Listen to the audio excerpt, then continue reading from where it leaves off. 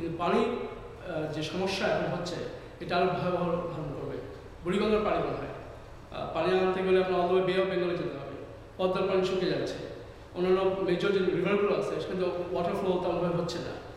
এটা খানিকটা বোধহয় আপ যেটা নেপাল বা হিমালয়ের থেকে বরফ কমে যাচ্ছে বা পানি এদিকে আসছে না, সেই সমস্যাটা আছে। তো এটা নিয়ে এসে জোনাল প্রবলেম আর কি। ওই জোনে ভারতের সাথে নেপালের সাথে বোধহয় একটা কিছু চুক্তিভিত্তিক বা কোনো একত্র না করলে, কারণ ওইদিকে আপার স্টিমে ভারত আছে, সে পানি না সারলে তো আসলে শুকাই মরবো আমরা।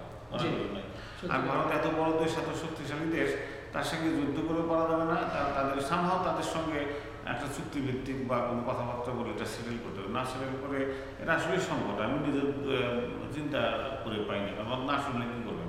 আর ভারত বাংলাদেশে একটা দেশ আছে সেটা মনেও করে না। তারা যখন প্ল্যান করে তখন বাংলাদেশের কথা তাদের হিসাবের মধ্যে নাই। তারা তাদের সুবিধা মতো খাল কাটতেছে, সুবিধা মতো ব্যারেজ বসাইতেছে, সুবিধা মতো সেচ প্রকল্প করতেছে। তাতে হয় কি বাংলাদেশের একটা সংকট সৃষ্টি হচ্ছে, এটাই আমার মনে হয়। কিন্তু আমার মনে হয় কি জানেন, বাংলাদেশে নিশ্চয়ই অনেক ভালো টেকনোক্রেট আছেন, শিক্ষিত গুণী জন আছেন যারা এই ব্যাপারে সাবজেক্ট ম্যাটার এক্সপার্ট। এটা নিয়ে আমি আলাপ করেছিলাম, তারা রিজার্ভার কথা বলে।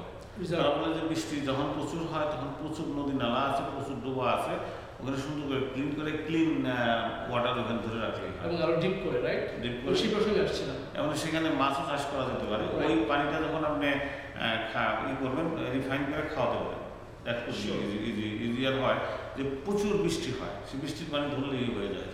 রাইট, আমি সেই ধরনের কিছু ভাবছি, যাদের টেকনোক্রেটরা আছেন বা এই লাইনে যারা এক্সপার্ট আছেন তাদের এফিসিয়েন্ট এবং শুধু প্রসারী পরিকল্পনা যদি আমরা কার্যকর করতে পারি তাহলে বাংলাদেশের মানুষ অনেক উপকৃত হবে। তো তার কিছু বিষয় আমরা এখানে শেষ করছি। ধন্যবাদ প্রিয় দর্শক। আপনাদেরও অশেষ ধন্যবাদ। আশা সবার সঙ্গে আবার আমরা বসবো। তুমি একটু ব্যবসায়ী মানুষ, আরও শক্ত কথা বলতে চান না সামাজিক কারণে, এই সমস্যাটা আমারও আছে।